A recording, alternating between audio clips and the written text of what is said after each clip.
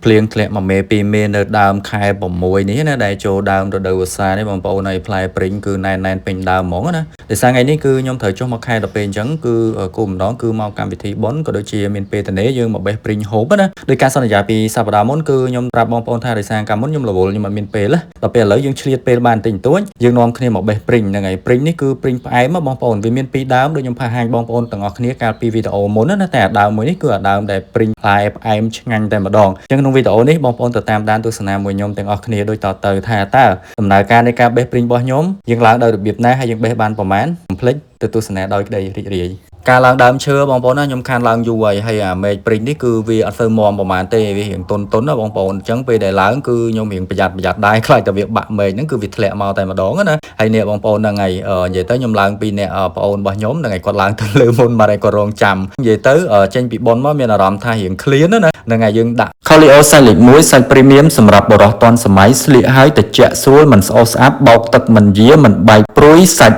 ់យឺតស្រួលស្លៀកបងប្អូនអាចទំនាក់ទំនងមកពេកពូខេនឥឡូវនេះបាន Promotion 4ថែម1 Free សេវាដឹកជូនបបបនយើងដាក់នំបញ្ចុកអីតិចទៅរៀងស្ទើដល់ពេលអញ្ចឹងហើយក៏នាំគ្នាឡើងមកបេះឃើញព្រីងហ្នឹងវាផ្លែល្អពេកហើយយើងញ៉ាំអាដើមទី2ហ្នឹងគឺវាផ្អែមវាខុសពីអាដើមទី1ដល់ពេលអញ្ចឹងសម្រាប់ចិត្តក៏ឡើងមកតែម្ដងទៅហើយនេះគឺសកម្មភាពបងខ្ញុំហ្នឹងហើយគាត់ឡើងមកតាមក្រោយអញ្ចឹងណាហើយគាត់ក៏ជាកាមេរ៉ាមែនដែរដើរតួនាទីសំខាន់ក្នុងការថតវីដេអូឲ្យខ្ញុំហើយនេះគឺយើងឡើងមកដល់លើហើយដោយសារព្រីងហ្នឹងវានៅគៀកនឹងដបូលណាហ្នឹងហើយដបូលអៀនប៉ាន់ហ្នឹងក៏យើងឡើងលើដបូលហ្នឹងអង្គុយបេះស្រួលតែម្ដងបងប្អូនអត់មានអីពិបាកទេដោយសារវាមានភាពងាយស្រួលហ្នឹងហើយបានខ្ញុំអង្គុយហ្នឹងហើយអង្គុយបេះសម្រាប់បង្ហាញបងប្អូនទាំងអស់គ្នាអញ្ចឹងណានេះខ្ញុំចាប់ផ្ដើមប្រឡេះឲ្យបងប្អូននិយាយទៅផ្លែវាគឺច្រើនណាបងប្អូនប៉ុន្តែដោយសារវាពេលខ្លះភ្លៀងវាមកខ្លាំងវាដើមរដូវណាវាធ្លាក់មកមេពីមេមកនិយាយទៅវាធ្លាក់វាជ្រុះអញ្ចឹងទៅហ្នឹងហើយប៉ុន្តែអាជ្រុះហ្នឹងពេលខ្លះវាប្រឡាក់ដីប្រឡាក់អីអញ្ចឹងទៅខ្ញុំអត់ហូបទេខ្ញុំសុកចិត្តឡើងមកអង្គុយបេះនៅលើដើមចេះបងប្អូនវាស្រួលហ្នឹងហើយណាមួយយើងបេះផ្ទាល់អាណាតំណងត្រង់តែចុះដល់ក្រោមគឺភ្លក់ឡើងចង់បានពេញមកពោះហើយនេះផ្លែបងប្អូនណាហ្នឹងហើយយើងបេះយកតែផ្លែក្រហមបងប្អូនសម្រាប់អាផ្លែវាពណ៌រៀងគេហៅថាពណ៌ស្វាយនេះវានៅរៀងជ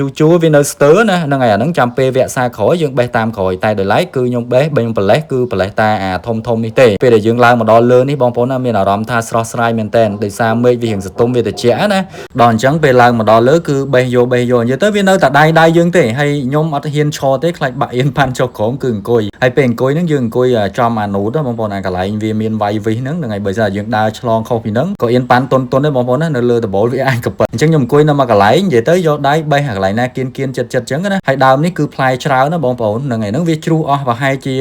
30-40% ផងដោយសារភ្លៀងមួយរយៈនេះវាមកដើមរដូវហ្នឹងគឺវាច្រើនដងមួយថ្ងៃចំណាអាចភ្លៀងម្ដងឬក៏មួយអាទិត្យ2-3 ដងអញ្ចឹងណាហើយផ្លែព្រីងនេះគឺវាមានអាខ្លះមានអាចាស់មានអាខ្ចីមានអីចឹងទៅហ្នឹងហើយយើងបេះតាណាដែលវាក្រហមទេបងប្អូនព្រោះដោយសារហ្នឹងវាផ្អែមហើយព្រីងនៅនេះគឺភូមិនេះគឺអត់សូវមានអ្នកដែលដាំមកទេមានតែផ្ទះគាត់ហ្នឹងហើយដែលដាំច្រើនជាងគេបងប្អូនហើយអ្នកភូមិនេះអីគឺគាត់តែងតែមកសុំហូបចឹងណាហើយយើងចែកអ្នកភូមិខ្លះទៅហើយពេលខ្លះវាជ្រុះនៅក្រោមទៅក្មេងៗដើររើសពីក្រោមហូបក៏មានដែរព្រោះដោយសារគាត់ពិបាកឡើងគាត់នៅទូចតែបើសិនជាពួកខ្ញុំបេះចឹងទៅមាននៅសល់ខ្លះគឺពួកខ្ញុំតែចែកពួកគាត់ហើយបងប្អូននេះបងប្អូនមើលផ្លែឡើងក្រហមនិយាយទៅឡើងកម្ៅហ្មងបងប្អូនហ្នឹងហើយអញ្ចឹងរសជាតិគឺយើងមានអំបិលម្ទេសអីបងប្អូនហ្នឹងហើយយើងបុកមកឡើងមកអង្គុយហូបលើនឹងក៏បានឬក៏យើងទៅហូបនៅក្រោមក៏បានដែរហើយសម្រាប់អ្នកនៅក្រោមត្រង់ទៅដល់គឺខ្ញុំដាក់ពីអ្នកប្អូនខ្ញុំនិយាយទៅសឹងទៅថាអស់ 20-30% ហីបងប្អូនហើយនេះបងប្អូនណាហ្នឹងហើយខ្ញុំបេះប្រឡេះមួយអញ្ចឹងមកណានៅជាប់ដៃយើងហ្មងនិយាយទៅគ្រាន់តែឃើញគឺខ្វាកហ្មងណាអាផ្លែដែលវាដាច់មួយដុំនេះអាហ្នឹងគឺសัตว์ស៊ីបងប្អូនហ្នឹងហើយនិយាយទៅអាហ្នឹងគឺខ្ញុំអត់បេះទេព្រោះដោយសារសัตว์គឺវាហោះមកអញ្ចឹងទៅពេលខ្លះវាទុំលើហ្នឹងគឺវាស៊ីព្រីងហ្នឹងហើយបេះឡើងមកសទូដែរបងប្អូនអើយហ្នឹងហើយអ្នកនៅក្រោមនោះចេះតែហៅចុះមក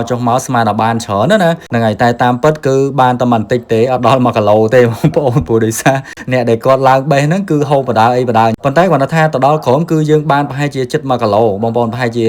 5-6-7 ខាំបងប្អូនមើលទៅដោយសារខ្លះវាខ្ពស់ពេកយើងឈោងអត់ដល់បងប្អូនហ្នឹងហើយយើងបេះតាណាដែលវាជាប់ដៃហើយមានព្រីងខ្លះក៏វា